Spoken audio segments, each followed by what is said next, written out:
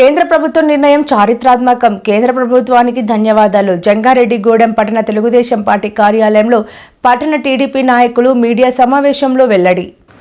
ఏలూరు జిల్లా జంగారెడ్డిగూడెం పట్టణ తెలుగుదేశం పార్టీ కార్యాలయంలో జరిగిన మీడియా సమావేశంలో నాయకులు మాట్లాడుతూ, దశాబ్దాలుగా బలహీన వర్గాలు కోరుకుంటున్న కులగణన నేడు కేంద్ర ప్రభుత్వం ఆమోదం తెలియజేస్తూ సమగ్ర జనాభా సర్వేలో కులగణన చేరుస్తూ నిర్ణయం తీసుకోవడం కేంద్ర ప్రభుత్వానికి ప్రత్యేక ధన్యవాదాలు తెలియజేస్తున్నామని అన్నారు.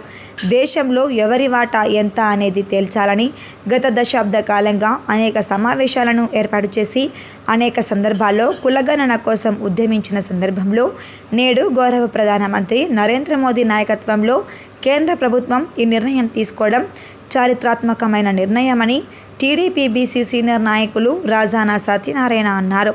ఈ సందర్భంగా గౌరవ ప్రధాని నరేంద్ర మోదీ కేంద్ర ప్రభుత్వానికి, అదేవిధంగా ఎన్డీఏ కూటమిలో కీలక నేతగా ఉన్న ఆంధ్రప్రదేశ్ రాష్ట్ర ముఖ్యమంత్రి నారా చంద్రబాబు నాయుడికి, ఉప ముఖ్యమంత్రి పవన్ కళ్యాణ్కి హృదయపూర్వకమైన కృతజ్ఞతలు తెలియజేస్తున్నామని అన్నారు.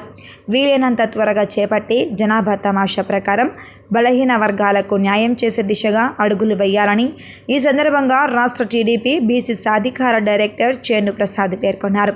ఈ కార్యక్రమంలో పట్టణ టీడీపీ ప్రధాన కార్యదర్శి తూటుకుంట రాము, సొసైటీ అధ్యక్షులు మాణిక్కాల నాగేశ్వరరావు పాల్గొన్నారు.